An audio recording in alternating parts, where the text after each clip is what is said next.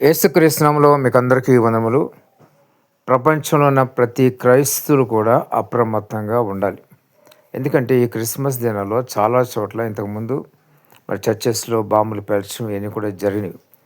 కాబట్టి ప్రతి క్రైస్తవులు మరి ప్రార్థనలో జాగ్రత్తగా ఉండాలి. ప్రార్థనలో బలంగా ఉండాలి. ఆత్మీయంగా బలంగా ఉండాలి. అన్నిటికంటే ముఖ్యంగా ప్రార్థన అంత మాత్రం మానకూడదు. ప్రతి ఉదయం లేచి ప్రార్థన చేయండి. మీ గురించి, మీ కుటుంబం గురించి ప్రార్థన చేసుకోండి. మీ కుటుంబం యొక్క భద్రత గురించి ప్రార్థన చేసుకోండి. ఎందుకంటే ప్రార్థన లేకుండగా మరి ఒక్క అడుగు కూడా ముందు వేయటానికి వీల్లేదు. ఈ ప్రస్తుత దినాలు భయంకరంగా ఉన్నాయి. ఎప్పుడు, ఎక్కడ ఏం జరుగుతుందో కూడా తెలియని పరిస్థితులు ఉంటారు కాబట్టి మీరు బయటికెళ్ళినప్పుడు ఎప్పుడైనా సరే చాలా జాగ్రత్తగా ఉండాలి. మరి ఎంతో అలర్ట్‌గా ఉండాలి. చాలా షార్ప్‌గా ఉండాలి. మరి హెబ్రీ స్త్రీలు చురుకైన వారిని దేవుని వాక్యం చూస్తున్నాం. ఆ విధంగా ఉండాలి. కాబట్టి గమనించండి, ఇక్కడ తెలుసుకోవాల్సింది ఏంటంటే మరి క్రిస్మస్ దినాల్లో ఉంటున్నాం కాబట్టి ఈ క్రిస్మస్ దినాల్లో మరి ఏదైనా మరి ఈ దుండగులు లేదా టెర్రరిస్టులు ఏదైనా కార్యక్రమం చేసే అవకాశాలు ఉండవచ్చు. కాబట్టి ప్రతి క్రైస్తవులు చాలా జాగ్రత్తగా ఉండాలి. ఎందుకంటే ఇప్పటికే మరి యూదుల మీద ఆస్ట్రేలియాలో మరి కాల్పులు జరపడం చూస్తున్నాం.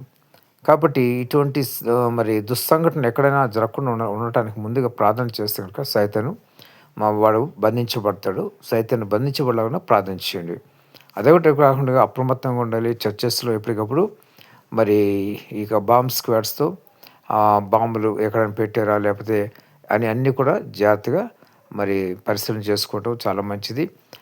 అపరిచితులు ఎవరైనా చర్చిలోకి వస్తున్నారా అని సీసీ కెమెరా ఫుటేజ్‌లో కూడా ఎప్పటికప్పుడు మరి మానిటరింగ్ చేస్తూ ఉండాలి.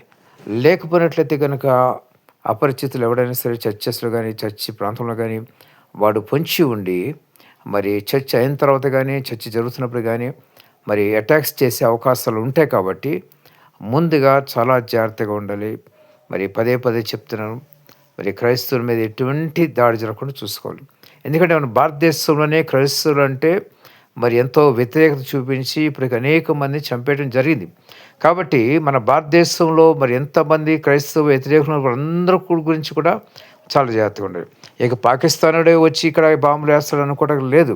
మన భారతదేశంలోనే క్రైస్తవులు అంటే ఎంతో మరి చాలా బలంగా వాళ్ళు వ్యతిరేకత చూపిస్తున్నారు. కాబట్టి మరి ఈ యొక్క టెర్రరిస్టుల ముసుగులో క్రైస్తవ వ్యతిరేకులు కూడా వచ్చి దాడులు చేసే అవకాశం ఉంటాయి. కాబట్టి చాలా అప్రమత్తంగా ఉండాలి.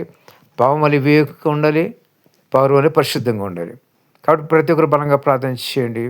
దేవుని యొక్క సహాయం కొరకు దేవుడి మాట దీవించి ఆశీర్వదించును గాక. ఆమేన్.